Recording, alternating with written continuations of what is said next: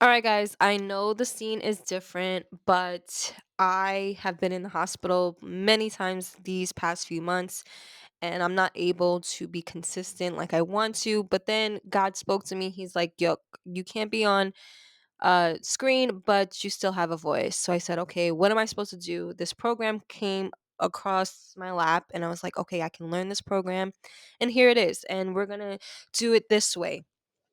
And hopefully, you guys are still on the journey with me. This is my journey with Christ. I want to share things that I've been going through, things that, I've learned along the way, how God has really been working in my life and the different things that I have been discovering, the Bible studies, the preachings, the things that have just been coming my way, and how I can still be strong in my faith, even though honestly, to be really honest, I have been getting sicker ever since I've started my journey with Christ, like fully, full force for God. I have been literally sick every month. And in the past, it used to be maybe every 6 months, twice a year, or maybe every 4 months. But now it's literally every month. And there, it's hospitalizations. It's not like I'm sick at home. So, how do I keep my faith in that? I know that God has something for me when I get to heaven. As long as I devote my life to Him, no matter what I'm going through, there's a reason why I'm going through this. This is a reason why I have a child with autism. There is a reason why I was born with sickle cell disease.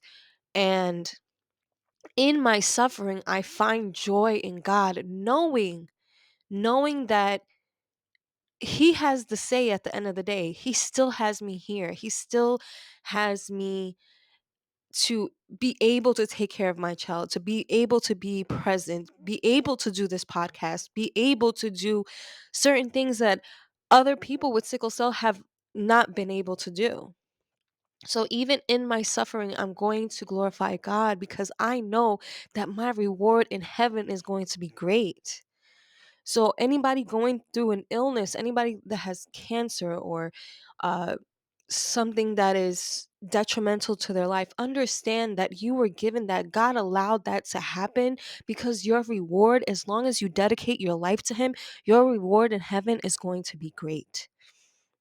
So I don't want you to get discouraged. I don't want you to, you can question God if you want to, like why, there's times in my life I've questioned God, but at the end of the day, He's like, that's not your concern. Don't focus on the why. Focus on giving your life to me, faithfully dedicating your life to me in totality. And the way that I've done that, and yes, this is my first year in my full walk with Christ, and yes, there's times I'm like, okay, what am I doing this for, right? But then I realize, like, I'm going to suffer regardless. I'm going to suffer either without God or with God. So why not suffer with God and know that the joy is still there? I'm still happy. And even though I'm going through all the suffering, I still have peace, which is weird because when I was out in the world, I was so depressed and just up and down, happy, sad, happy, sad, happy, sad. And that's because I didn't have God. I thought I can do everything on my own. I thought I can heal myself. I thought I can do this. I can do this. I can make my life this way. I can do this with my child. But when I include God with everything, even if it doesn't go well or even if I'm suffering, I have peace through it all. And I don't know how to explain that. Like, I don't know why that is. Maybe it's because I know that I cannot be in control. And even the times that I kind of slip up and I'm like, I can do this myself, I'm reminded, like, no, you can't. You can't do this yourself. You can't make the direction of your life go in the way you think it should go, because regardless, God is going to turn you in a certain direction. Do you think me doing my podcast that I had before that was being successful, people were following and all this type of stuff, do you think that I sat here and was like, "Oh yeah, let me turn this podcast into a godly podcast"?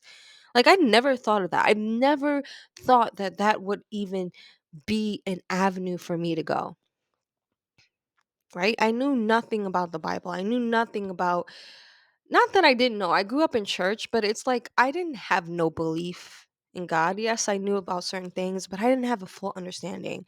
I didn't know that what the Trinity was. I didn't understand God and his son. Like, I didn't understand. I would just go to church because my mom told me to go to church. And then I had like church hurt where the members in the church would attack me all the time. I was, you know, put in situations that weren't fair.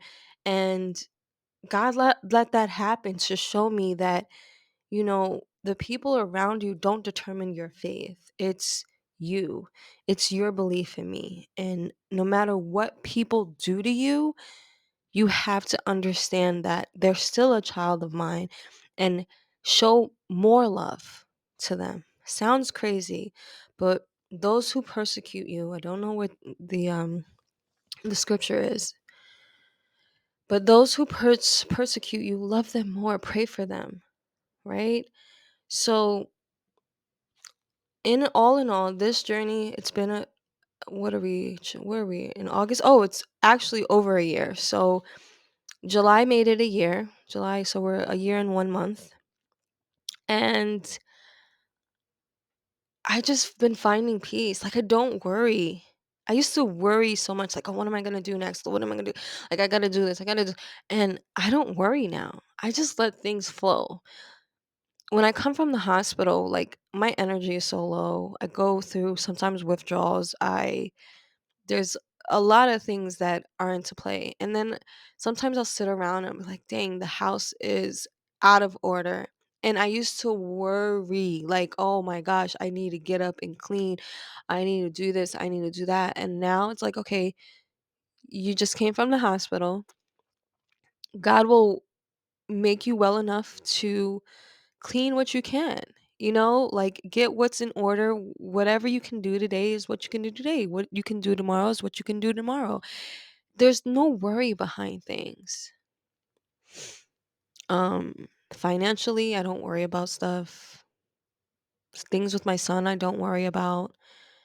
And yeah, things are just peaceful and they flow. And things that I can't handle or I think that are challenging, I just say, hey, God, can you handle this for me? So when it came to the podcast and not being able to be on screen and it kind of being on a hold and me making interviews and then all of a sudden I can't do the interview because I'm in the hospital, it kind of puts a damper on people's spirit, I guess, like, but I let that go. Like, okay, whatever they think, that's what they think, but it's not me just wanting to just bail out. It's actually certain things. But this way, hopefully, it's not too out of the ordinary. But this is the way that it's going to go from now on when I'm not able to be on screen. Of course, when I am able to be on screen, I will. But hope you guys don't mind. And it's really the words and the message that needs to be heard and through God's will that'll be received. All right, guys, until the next episode, be bold, be brave, and be blessed. I love you all. Bye.